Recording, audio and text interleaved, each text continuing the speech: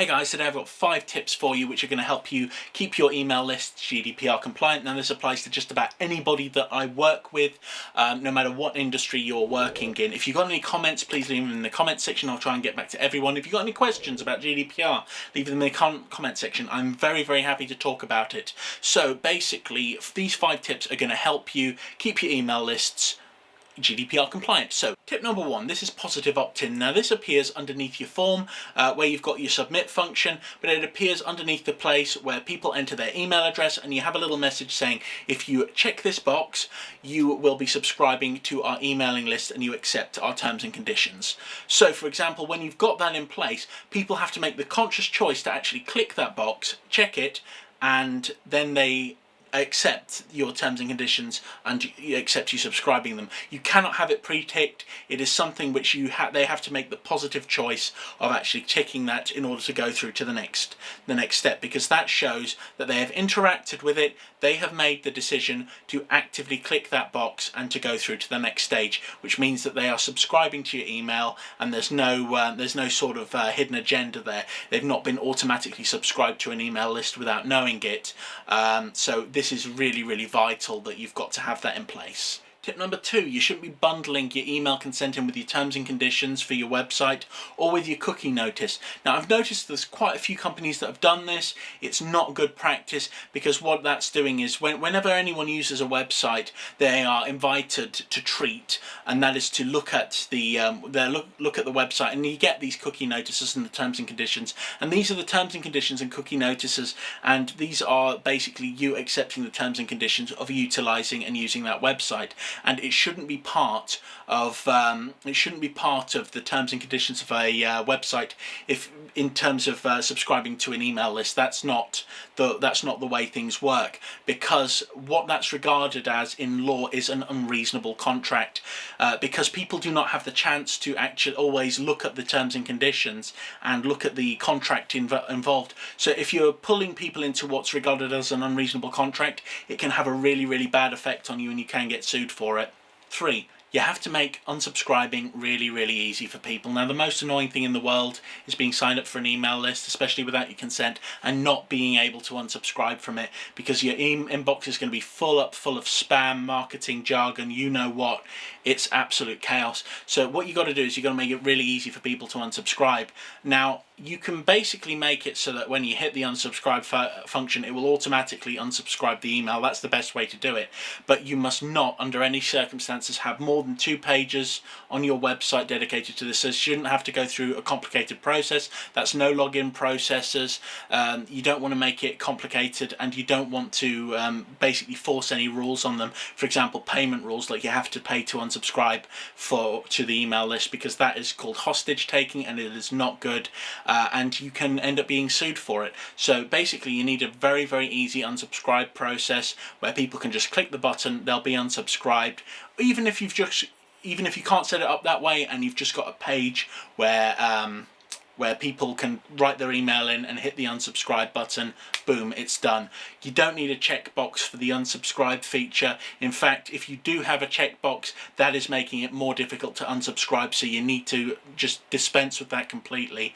Don't give a follow-up page saying, are you sure you want to unsubscribe? Don't have follow-up pages or information saying, do you want to resubscribe? Did you do this by mistake? You need to get that and just throw it out the window completely. If someone doesn't want to be on the email list, you need to just say, okay, unsubscribe, done.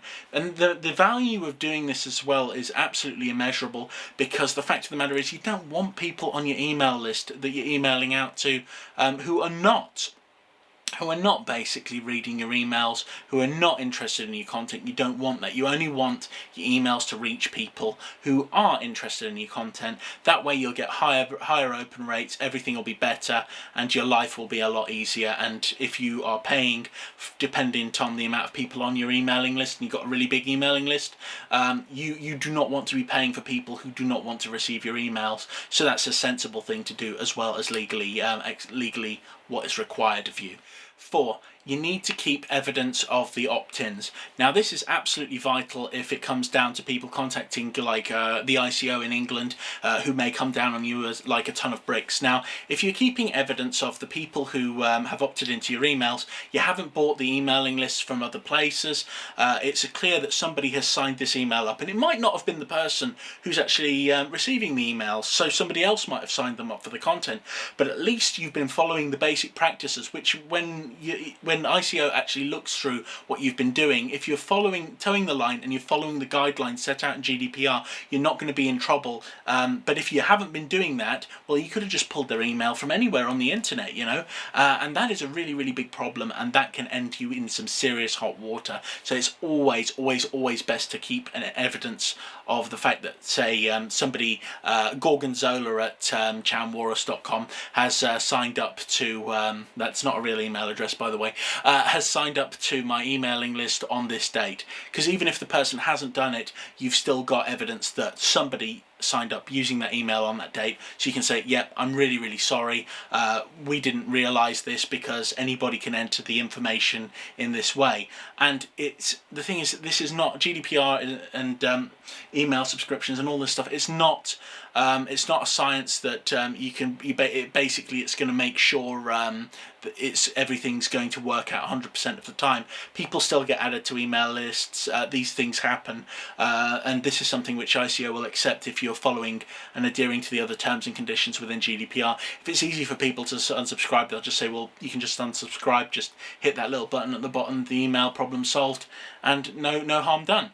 So this is something which is very simple, and it's something which you should definitely be doing. 5, make sure you inform people whenever you change any of your practices. Let's say you change your terms and conditions on your website, your terms and conditions in regard to products which you're selling to people, or the type of marketing emails which people are going to be receiving. Let's say they've signed up for SEO emails and you're no longer going to do that as a company.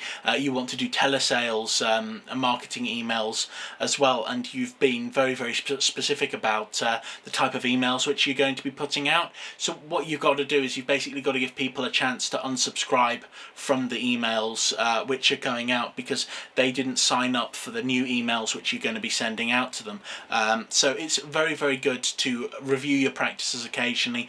Give people the occasional email saying, hey, do you want to unsubscribe? Basically giving people a chance to back out if you do review anything about your practices, your terms and conditions, basically anything legal on your website or about your business practices. It's very important to do that. So basically you're giving people a chance to basically back out if they do not want to be involved in this anymore. Now, they will always have the unsubscribe function within the email, but the fact of the matter is, if you're changing the practices, the way that you do business, anything like that, it's very important that the customer knows, because when they originally signed up for your product, they were signing up for XYZ. They weren't signing up for ABC. So you're going to be giving them something different to what they've originally expected. So you have to give them an out. You've got to let them know what you're doing, changing. That's why occasionally on Google you get new terms and conditions, or on Facebook you get new terms and conditions, and on many social media sites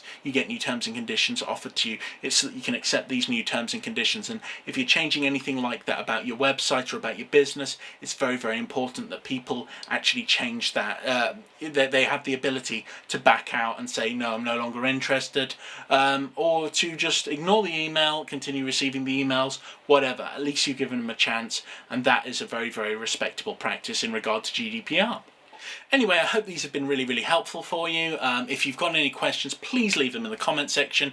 Thank you for watching the video or to this point. I very much appreciate it. If you want me to make a video about anything, leave me a comment, let me know. I'm very happy to talk about just about anything, and it's wonderful to actually be able to engage with people, so that's something. If the video is good and you enjoyed it, please feel free to share it, give it a like, you know, smack that like button. And if you like the channel or any of the information that I also do royalty-free music and just about everything under the sun, feel free to subscribe to the channel and hit that notification bell, and maybe you'll see one of my videos once in a while. That would be really cool, and I'm always happy when people communicate with me. I really like that. Anyway, thanks for joining me today. Have a fantastic day, and I'll catch you on the flip side. Yo! Where is my charm?